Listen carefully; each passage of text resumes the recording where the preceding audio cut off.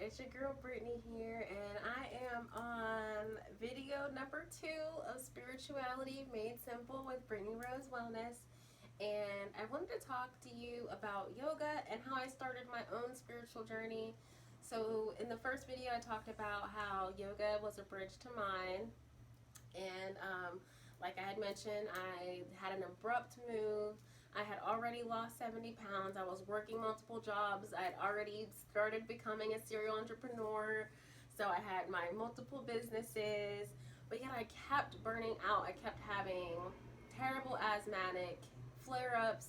And it was truly just my body letting me know I was burned out. And I knew even though I was working out, like something was missing. And so that led me to starting my spiritual journey and, sorry, led to me starting my spiritual journey through yoga. But I didn't realize I was starting my spiritual journey. I just knew that I was feeling better in my body.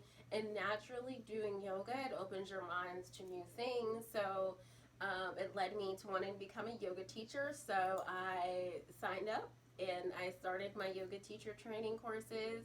And during that time, one of my teachers pulled out a mana card, which is a Hawaiian divination card.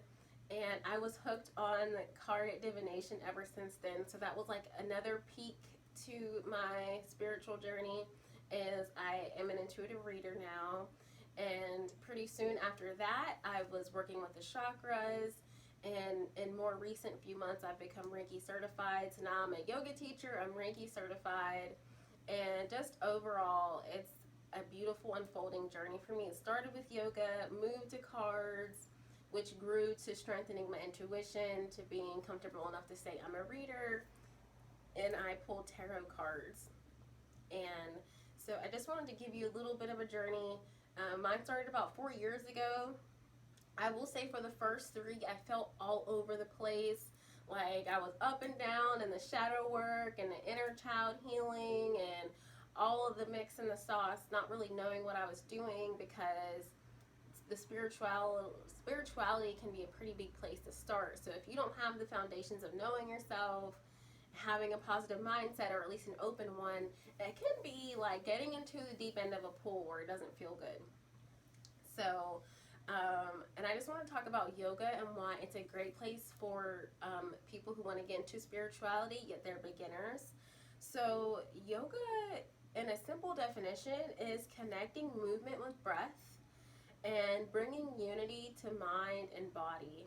So we're often so in our heads that we get disconnected from our bodies. We see that overeating or not eating enough, what we put into our body, the people we bring around ourselves and their energy. If we notice they're not good, but we still keep doing those things, that's a good sign that the mind and the body is off, right?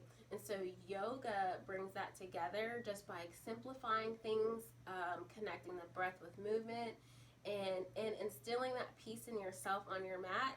You get to carry that into your life. So while you're working on flexibility and strength and balance on your mat, you're working on that off of your mat. So whenever you get into a tense situation, you can always come back to remembering that moment, maybe in a pose that you weren't sure you could do, that you showed your body you can, or showing your body you can relax in moving postures, is how that helps you off of the mat. And it really helps the overthinkers, and it's a great segue into meditating. And I think that's really important too, but a lot of meditating is sometimes a hard place to start for some, because we're so used to the mind going, that I feel like yoga is a great way because it puts that movement in. And then by the end of a few yoga classes, you're like, oh, I like the meditating part, and then you grow. Your spiritual journey is definitely a journey of growth. So you're always going to be adding to it, but yoga is one of my best ways to invite people to try if they want to start their spiritual journey, because it helps clear the mind while you're also working on the body. I also love yoga because it's great for all levels. There's beginner yoga like I teach, or you could do super power yoga.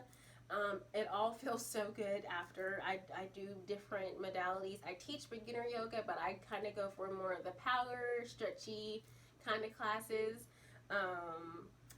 It's perfect for stress management. So if you have a really mentally taxing job, this is a great way to release some of that steam while also getting the energy out of your body. It's great for weight loss, maintaining muscles, and strengthening the body. And so just some easy poses that you can do are downward dog, cat cow, child's pose, and I invite you to try forward fold. Those are some of the best poses for stress. And if you do want to start your own yoga journey, I have a 14-day fresh start from home yoga course that'll help you get your own yoga practice started from the comfort of your home or anywhere you want to take it. I've also included those same yoga poses that I mentioned. I included breakdowns on how to do them so that you can keep the alignment with your body, because sometimes it's hard taking an online course. You don't know if your alignment is well. Well, I've included some alignment yoga pose breakdowns so that you can feel confident in your practice even if a teacher is not next to you. So that's a little bit of how I started my spiritual journey and why yoga is a great bridge for beginners. I hope that this video was super helpful. Comment 3 yogi emojis and let me know what you liked about this video. Let me know if any of that resonated with you, so we can let YouTube know you like my videos, as well as just getting the word out. So please like, share, and subscribe, and I'm going to see you in the next video, beautiful.